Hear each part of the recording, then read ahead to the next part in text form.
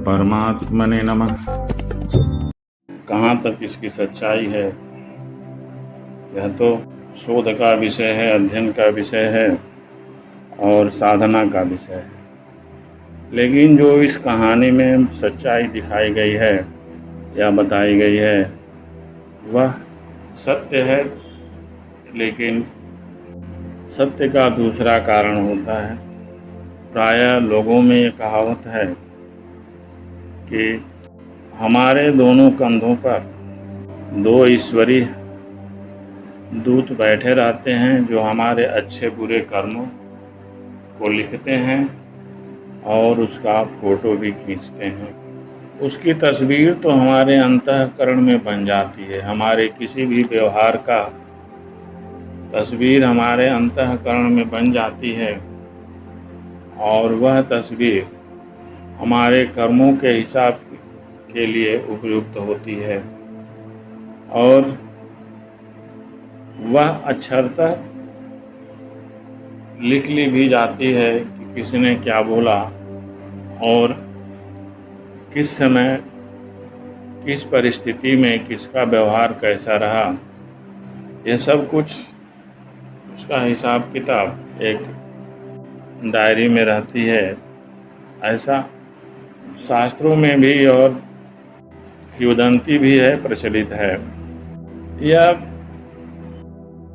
सत्य भी है क्योंकि कर्मों का हिसाब किताब चलता भी है। कागज़ पर लिखा रहेगा तभी तो चलेगा, और जब कोई चीज़ चलता है तो उसमें क्या लिखा है उसका हिसाब भी होता है। योग साधना करने से यह सारा हिसाब किताब अपना जो है सुनाई भी देता है और अक्षरता लिखा भी रहता है। वह दृश्य भी दिखाई देता है।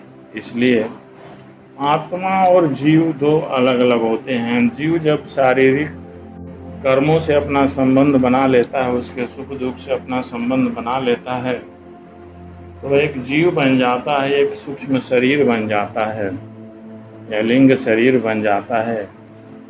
लेकिन इससे आत्मा भिन्न होती है।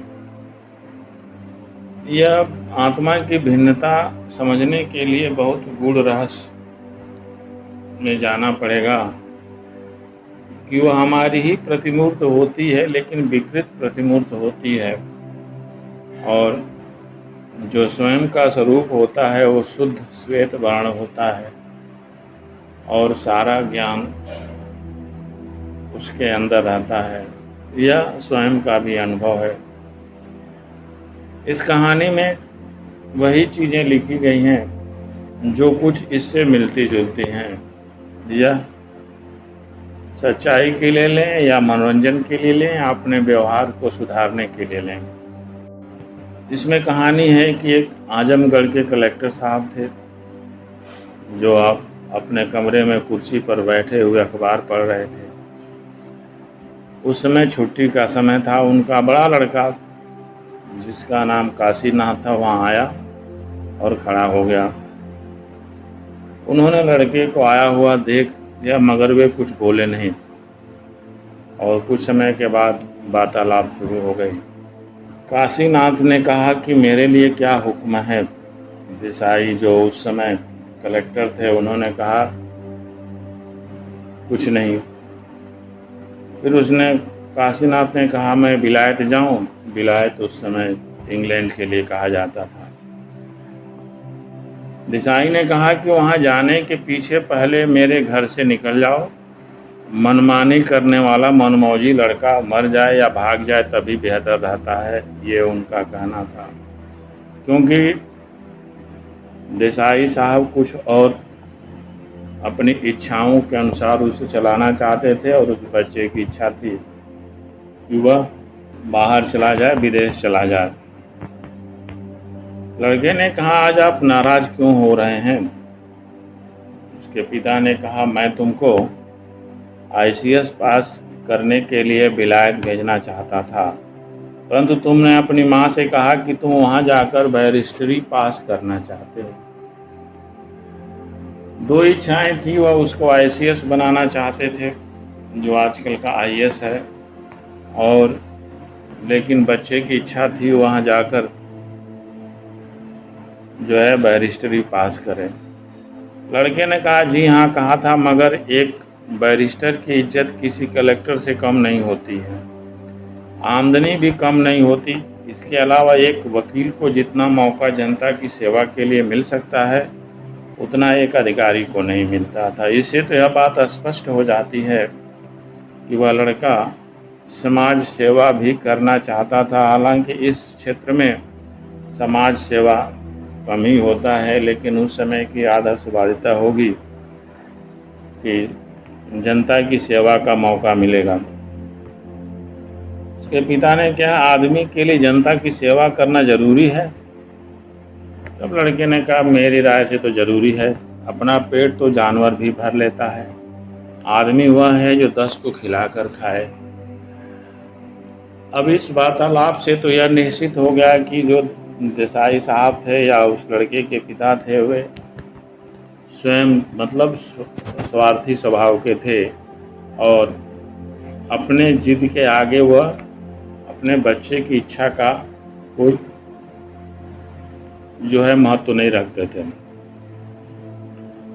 पिता ने कहा जी तो मैं हुआ जानो और जनाब हुए आदमी, मेरा आखिरी हुक्म है कि तुम 1 घंटे के अंदर इस मकान से निकल जाओ, चाहे जहाँ जाओ चाहे जो करो, मुझसे कोई मतलब नहीं। एमए करा दिया है, अपने फर्ज से अदा हुआ। उस समय एमए की वैल्यू बहुत ज़्यादा होती थी। अपनी पत्नी को भी साथ लो और जाकर दोनों आदमी जनता की सेवा करो। जब उसके पिता गुस्से में बोले। काशीनाथ जैसे ही गए वैसे ही उनके कमरे में एक दिव्य आकृति प्रकट हुई। उसके हाथ में एक कॉपी और एक पेंसिल थी। वह ईश्वरी दूत कुछ लिख रहा था। देसाई ने कहा कि आप कौन हैं भाई? दूत ने कहा मैं ईश्वर का एक खुफिया हूँ। देसाई ने कहा मैं नहीं समझा। दूत ने कहा मैं परमात्मा की सीआईडी का एक दूत हूँ।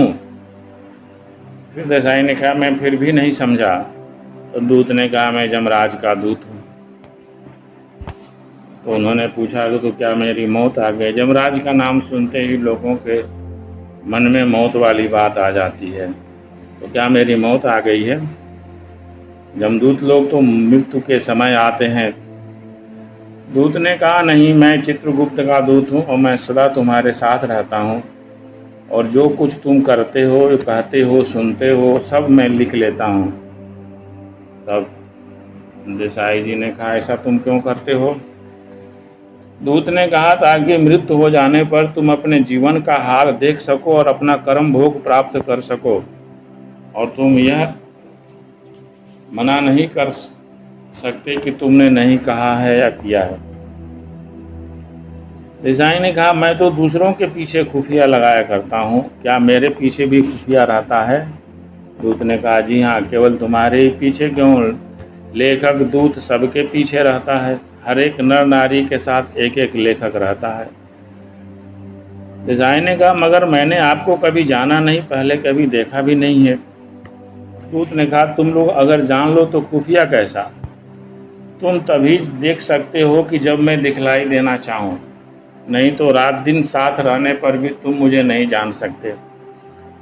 अगर यहाँ कोई आ जाए तो आपको देख सकता है? दूत ने कहा न केवल तुम ही देख सकते हो, वह नहीं देख सकता। देसाई ने कहा आप अभी क्या लिख रहे थे?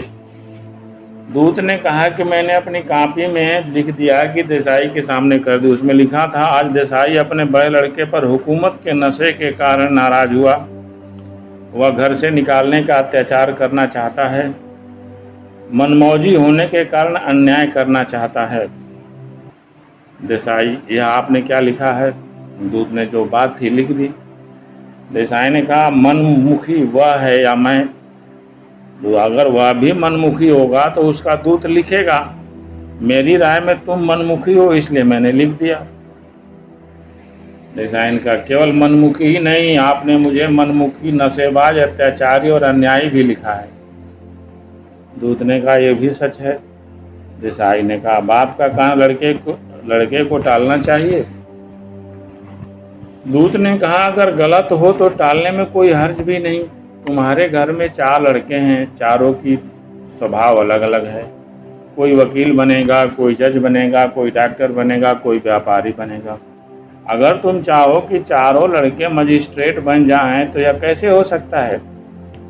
अब चूंकि तुम गलती पर हो, तुम्हारा लड़का सच्चाई पर है, इसलिए तुम्हारा अन्याय हुआ कि नहीं? देसाई ने कहा, आपकी यह दलील मेरी समझ में आ गई है। दूत ने लिखा, अपनी गलती मान लेने की आदत है। इसी बीच रोती हुई और कांपती हुई काशीनाथ की माता ने कमरे में प्रवेश किया। देवदूत सामने से हट गया और देसाई के पीछे जा खड़ा हुआ, अर्थात उनकी पत्नी आ गई। स्त्री, यह आप क्या कह रहे हैं? लड़के को जरा सी बात पर घर से निकाल रहे हैं। देसाई ने कहा, पिता का हुक्म न मानना जरा सी बात है, वह सुशील और धर्मात्मा है। पत्नी ने कहा। देसाई ने कहा, अगर मनमुखी और नमक हराम भी है। स्त्री ने कहा, उसके निकलते ही मेरे प्राण निकल जाएंगे। देसाई, अच्छा, आप पति के साथ नहीं हैं बल्कि पुत्र के साथ सती होंगी। देसाई का यह व्यंग्यबाण बड़ा घातक हुआ। स्त्री ने अपनी छाती में घूसा मारा और वहीं बेहोश होकर गिर पड़ी। देवदूत कुछ लिखे जा रहा था। देसाई ने देखा कि उसने यह लिखा है, क्षणिक कलेक्टरी की नशे, अहंकार के नशे से मतवाले होकर देसाई ने अपनी सती साध्वी स्त्री को मर्मांत पीड़ा पहुंचाई है। आश्रित का अपमान नहीं करना चाहिए, असह्य अपमान काल के समान होता है। देसाई ने कहा, अरे स्त्री को पति की हाँ में हाँ मिलानी चाहिए या पुत्र की हाँ में हाँ मिलानी चाहिए? दूत ने कहा, जहाँ जैसा मौका हो। पति के साथ स्त्री का प्रेम होता है, परंतु स्त्री का स्नेह पुत्र के साथ होता है। जब पुत्र को आत्मज कहा जाता है, तब माता का उसके साथ संबंध क्यों नहीं माना जाएगा? देसाई ने कहा, मैंने आपकी यह बात भी मानी, चलिए ठीक है। देवदूत ने फिर लिखा, अपनी गलती मानने की आदत है, मगर अपना हठ जल्दी छोड़ने की आदत नहीं है। स्वस्थ होकर देसाई की स्त्री भीतर चली गई। देसाई ने कहा कि मैं रोजाना पूजा किया करता हूँ, उसके बारे में आपने क्या लिखा है? देवदूत ने एक पृष्ठ खोलकर दिखलाया। उस पर लिखा था कि धार्मिकता के दिखावे से पब्लिक की श्रद्धा लेने का ढोंग करता है, पूजा नहीं करता है, क्योंकि देसाई नास्तिक है।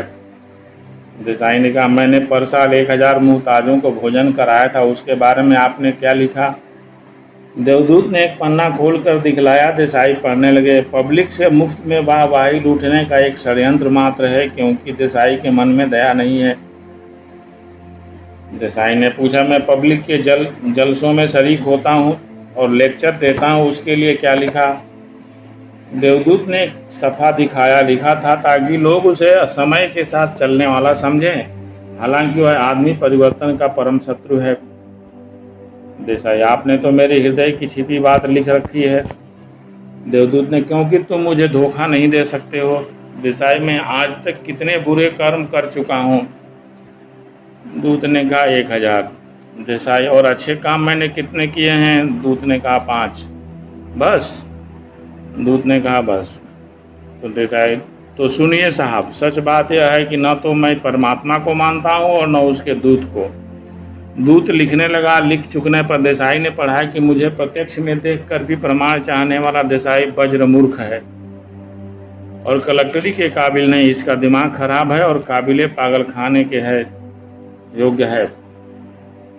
अंतिम प्रणाम करने के लिए तब तक उनका लड़का वहां आ चुका था, घर से निकल जाने की तैयारी कर आया था। काशीनाथ ने कहा, पिताजी, मैं नालायक हूँ, इसलिए मुझे घर से चले जाने की आज्ञा दीजिए, मैं तैयार होकर विदा मांगने आया हूँ। देसाई ने कहा, नहीं बेटा, तुम कहीं मत जाओ, तुम वकील बन सकते हो। मेरा ख्याल गलत था। जो आदमी जिस काम को पसंद करे उसके लिए वही काम लाभदायक हो सकता है। काशीनाथ ने कहा, आपने मेरी माता को चोट पहुंचाई है। देसाई ने कहा, गुस्से से भेजा बक गया था, इसके लिए मैंने तुम्हारी माता से और तुमसे माफ़ी मांगता हूं। क्योंकि तुम बालिग हो गए हो और बालिग लड़का बतौर दोस्त के होता, इसलिए तुम मुझे माफ़ करो। काशीनाथ की आंखों में आंसू भरा, अपने पिता के चरणों में गिर पड़ा और रोने लगा। देसाई ने उठकर उसको हृदय से लगा लिया। कहा, आज तक मैं पाखंडी था, नास्तिक था और घमंडी भी था। मैं नकली काम किया करता था। आज परमात्मा ने मेरी आंखें खोल दी। जो नहीं जाना था उसको जान लिया। और जो नहीं देखा था सो उसे देख लिया। ईश्वर की एक बड़ी कृपा है कि जो मुझ पर उतरी है। काशीनाथ बहुत प्रसन्न हुआ और अंदर चला गया। यात्रा की तैयारी कैंसिल कर दी गई। सब घर प्रसन्न था, पर यह कोई नहीं जानता था कि यह परिवर्तन कैसे हुआ। देसाई ने देखा कि देवदूत लिख रहा। आज देसाई ने प्रतिज्ञा की कि वह अपने नकली जीवन को छोड़ देगा और असली जीवन को ग्रहण करेगा। आज उसके जीवन में खास परिवर्तन हो गया है। भविष्य में एक अच्छा आदमी बनने की कोशिश कर रहा है। ये कहानी लिखी हुई है और इसको पढ़ने का यह आशय होता है कि जो कुछ भी हमसे संबंधी हैं, यदि वो हमारे आश्रित हैं तो उन्हें कष्ट नहीं देना चाहिए, उनकी भी इच्छा का सम्मान करना चाहिए और केवल अपनी ही इच्छा को नहीं सुनना चाहिए, उनकी भी इच्छा सुनना चाहिए। और उसके सुनने के पीछे यही बात होनी चाहिए कि शास्त्र यही कहता है कि कोई किसी का नहीं होता है, यदि संबंध बना हुआ है तो ईश्वर की देन है। ईश्वर ने यदि किसी को किसी की सेवा के लिए नियुक्त किया है तो वह परमात्मा की तरफ से हुआ है, या किसी को किसी पुत्र के रूप में, पत्नी के रूप में या किसी अन्य रिश्ते के रूप में भेजा है तो वह परमात्मा की बहुत बड़ी कृपा है और परमात्मा ही उसको सहयोग करता है उनके भरण पोषण के लिए। वह अपने को परमात्मा का एक दूत समझे और जितने भी लोग उसके साथ रहते हैं उनका एक संरक्षक समझे, यदि वह संरक्षक के रूप में है तो, लेकिन लगाव कहीं भी ना रखे। ये शास्त्रों में लिखा है और इस कहानी में भी लिखने का वही तात्पर्य है कि सबको अपनी अपनी इच्छा के अनुसार रहने जीने का अधिकार है। हमें अपनी इच्छाओं को किसी पर नहीं थोपना चाहिए, अर्थात हम अपने कर्मों को यदि सही रखेंगे तो दूसरे का कर्म क्या है उसे देखने की हमको ज़रूरत नहीं है। हमको केवल अपने ही कर्म की चिंता करनी चाहिए। हमारा कर्म सही होना चाहिए। दूसरे का कर्म गलत है तो उसका जो है देवदूत लिख रहा होगा। अपने अपने कर्मों का सभी लोग फल पाते हैं। यह सोचकर कभी भी अपने आप को किसी का मालिक बनने की कोशिश नहीं करनी चाहिए। अपने कर्मों को सुधारना चाहिए और अपने आप में संतोष रखना चाहिए कि ईश्वर ने शायद हमको, यदि हम संरक्षक हैं तो संरक्षक बना के भेजा है, बाकी सारी व्यवस्था वह खुद करता है। इसलिए हमें ईश्वर का ही ध्यान करना चाहिए और निस्वार्थ रूप में जिसकी सेवा करने का मौका मिला है उनकी सेवा करनी चाहिए। उसकी सेवा भी यही सोच के करनी चाहिए कि यह तो ईश्वर की सेवा है, ईश्वर ने हमको जहाँ लगा रखा है हम वहाँ पर हैं। यह भी एक तरह से तपस्या होती है कि हम जिस परिस्थिति में जहाँ भी रहें उसमें खुश रहें, प्रसन्न रहें और उस ईश्वर को धन्यवाद दें कि आपने हमको इस जगह रखा है। कुछ सुख भी होते हैं, कुछ दुख भी होते हैं, उसे सहन करना चाहिए और इससे ईश्वर प्रसन्न होकर के हमारे भलाई का ही कार्य करता है। शेष आगे। जय माता की।